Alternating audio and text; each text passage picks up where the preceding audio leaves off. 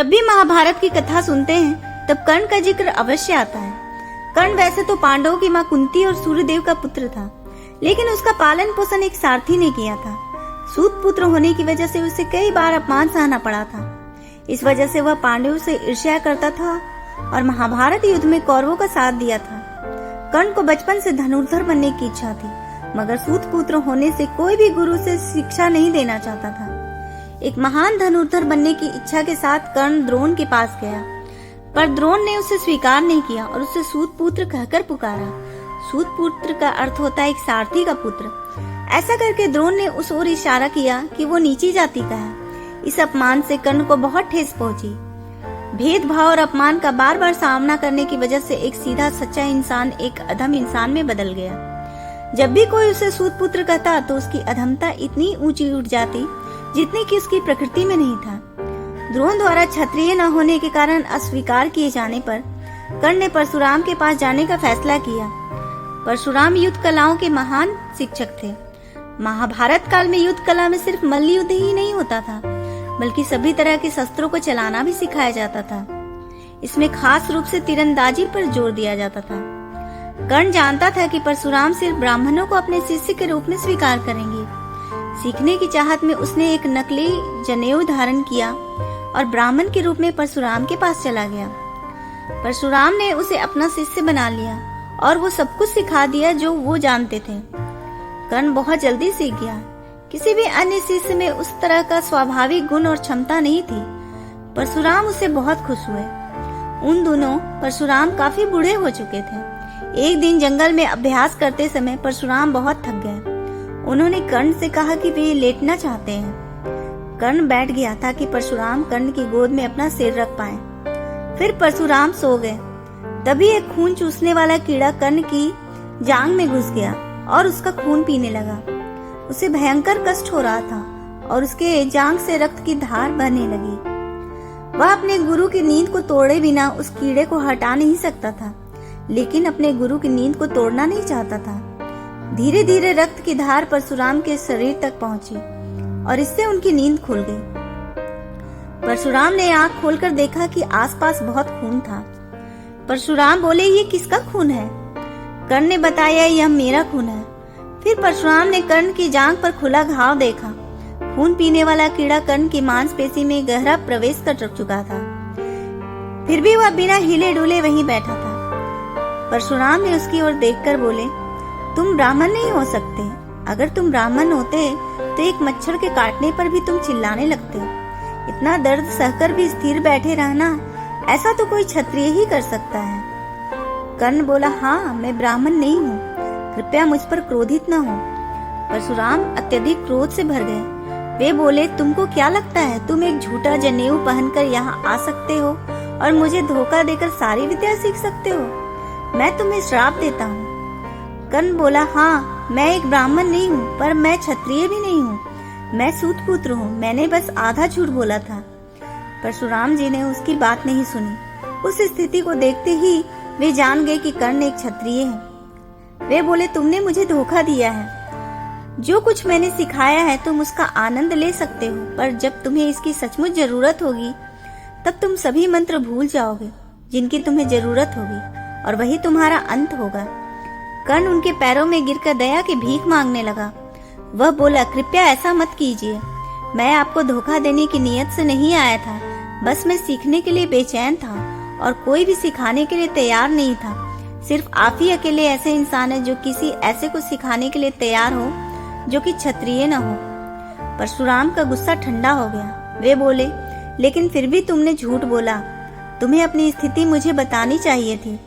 तुमको मुझसे बात करनी चाहिए थी, पर तुम्हें कभी झूठ नहीं बोलना चाहिए था। मैं श्राप वापस तो नहीं ले सकता, पर मैं देख सकता हूँ कि तुम्हारी महत्वाकांक्षा राजपाट पाने या शक्तिशाली होने की नहीं है। तुम सिर्फ यश चाहते हो और तुम्हें यश मिलेगा। लोग हमेशा तुम्हें एक यशस्वी योद्धा की तरह याद करेंगे, पर तुम्हारे पास कभी शक्ति या साम्राज्य नहीं होगा और तुम कभी महानतम धनुर्धर के रूप में भी नहीं जाने जाओगे। पर तुम्हारा यश हमेशा बने रहेगा, जो कि तुम्हारी चाहत है। इस श्राप को लेकर कर्ण भटकता रहा।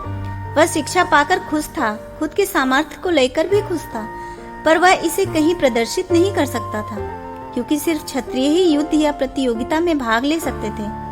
वह आंखें बंद करके किसी भी चीज पर निशाना लगा सकता था, पर अपने कौशल को प्रदर्शित नहीं कर सकता था। उसे बस यश की चाहत थी और उसे यश प्राप्त नहीं हो रहा था। उदास होकर वो दक्षिण पूर्व की तरफ चला गया और समुद्र के किनारे जाकर बैठ गया।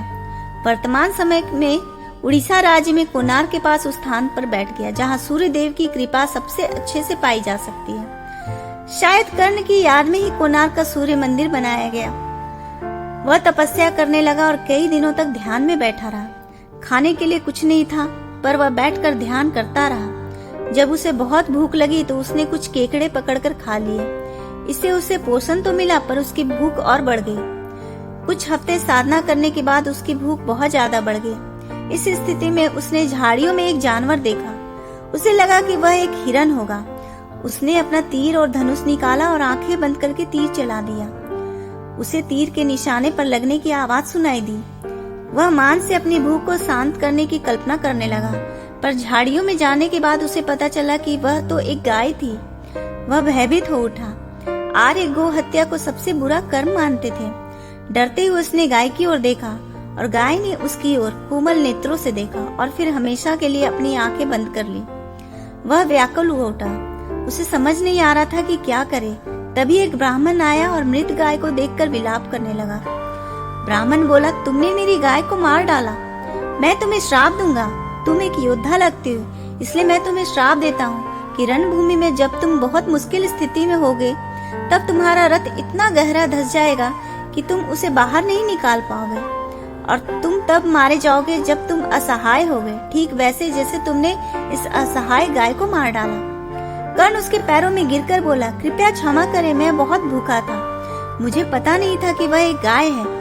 अगर आप चाहे तो मैं आपको 100 गाय इसके बदले में दे सकता हूँ। ब्राह्मण बोला, ये गाय मेरे लिए बस एक जानवर नहीं थी, ये मुझे सबसे प्रिय थी। मेरी मृत गाय के बदले दूसरी गाय देने के इस प्रस्ताव के लिए मैं तुम्हें और भी ज्यादा श्राप देता हूँ। दोहरे श्राप के साथ कर्ण आगे बढ़ा। उसे पता नहीं था कि उसे कहाँ जाना चाहिए। वह धूल के एक कण पर भी अपने बाणों से निशाना साध सकता था, पर इसका फायदा क्या था? वह क्षत्रिय नहीं था। कोई भी उसे प्रतियोगिता में शामिल होने नहीं देता। युद्ध में शामिल होने देने की तो बात ही नहीं थी।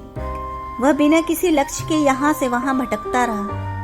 उन्होंने कर्ण को श्राप देते हुए कहा, जब तुम अपने सबसे बड़े दुश्मन से लड़ रहे होगे तो तुम्हारे रथ का पहिया कीचड़ में धंस जाएगा, और जैसे तुमने मेरी बेचारी निर्दोष गाय को मार डाला जब वह खतरे से अनजान थी, उसी तरह तुम भी अपने प्रतिद्वंदी से द्वारा मारे जाओगे जब तुम इसके लिए कम से कम तैयार हो।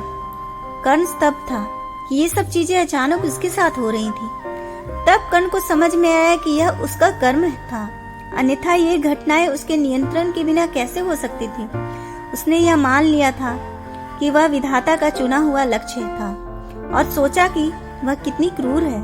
उसे अपना रहस्यमय जन्म और सूत पुत्र होने का कलंक याद आया।